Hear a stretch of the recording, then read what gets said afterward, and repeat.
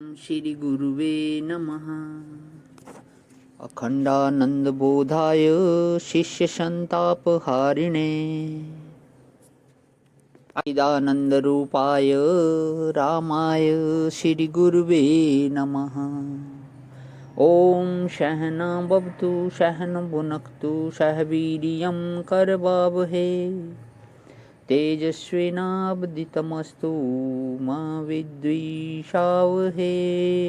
ओम शांति शांति शांति। प्रणाम भगवान। मांडुक्य कारिका प्रवचन व्यातथ्य प्रकरण से स्वामी श्री अखंडानंद सरस्वती जी महाराज का दिव्य ग्रंथ, जिसमें भगवान आज हमारा जो अध्याय है वो है भेद कल्पक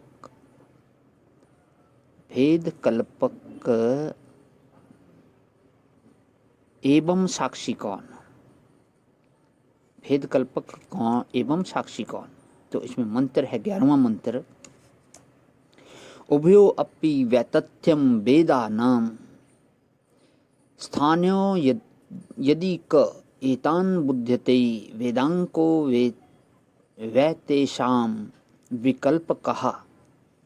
अब यह प्रश्न उठाया कि जब जागृत अवस्था में कैमरे का एक कोठा ही दिखता है, सच्चाई नहीं दिखती है, जैसे आंख दबाने पर चंद्रमा दो दिखता है, कोण का अर्थ यही हुआ। भागवत में यही दृष्टांत दिया है। इसी को माया बोलते हैं। द्विचंद्र तत्व यह माया है। तद विद्यात आत्मनुमायाम यथा अभासो यथा तमः। भागवत 2:9-33। और राहु का होकर के भी नहीं दिखना और राहु का होकर के भी नहीं दिखना, इसका नाम माया है। मतलब हुआ कि न जागृत पूर्ण है और न स्वप्न पूर्ण है। स्वप्न सृष्टि से जागृत का भेद मिथ्या है और जागृत की दृष्टि से स्वप्न का भेद मिथ्या है। परंतु ये भेद सच्चे दिखें तो सच्चाई की हालत में, और ये भेद झूठे दिखें तो इनके मिथ्यात्व की दशा में। क एतान बुध्यते वेदान को वैतेषाम कल्पकः। यह जागृत अवस्था जैसी दिखती है वैसी नहीं है। गौर से देखो, जहाँ कल्पना होती है, माया होती है, वहाँ ऐसा ही होता है। देहरादून में एक बड़े आदमी की यहाँ बारात गई, तो उन्होंने जब बारातियों के सामने भोजन परोसा तो कोई मछली, मेंढक, कोई कछुआ। बाराती बड़े नाराज हुए कि यह क्या है, हमारा अपमान करते हो, हम लोग ऐसी चीज़ नहीं खाते हैं। तब वे आए और बोले कि यह सब फलाहारी चीज़ हैं, केवल इनकी शक्ल ही ऐसी है। इन्होंने कहा कि आखिर तुमने ऐसी शक्ल बनाई क्यों। भाव दुष्ट हो गया। वैष्णव लोग भाव दुष्ट मानते हैं। कट्टर वैष्णव लोग लिच्ची नहीं खाते, क्योंकि छील देने पर वह गोल गोल अंडे की तरह दिखती है। तरबूज नहीं खाते, क्योंकि देखने पर वह रक्त दिग्ध मालूम पड़ता है। यह दृष्टिकोण की ही तो बात है। एक आदमी को आंख से एक चीज़ जैसी दिखती है। जब वैज्ञानिक लोग उसकी जांच करते हैं तो कहीं अणुओं का समूह निकलता है, कहीं शक्ति की फुरफुराहट निकलती है। पिंड जैसे दिखते हैं, ऐसा नहीं है यहाँ। क एतान बुध्यते भेदान को वैतेषाम विकल्प कहा। अब ये प्रश्न यह नहीं है कि यह क्या है, प्रश्न यह है कि मैं कौन हूँ।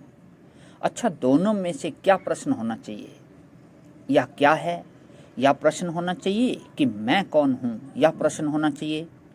विचारवान लोग प्रश्न में संकोच नहीं करते हैं, चाहे कुछ पूछो।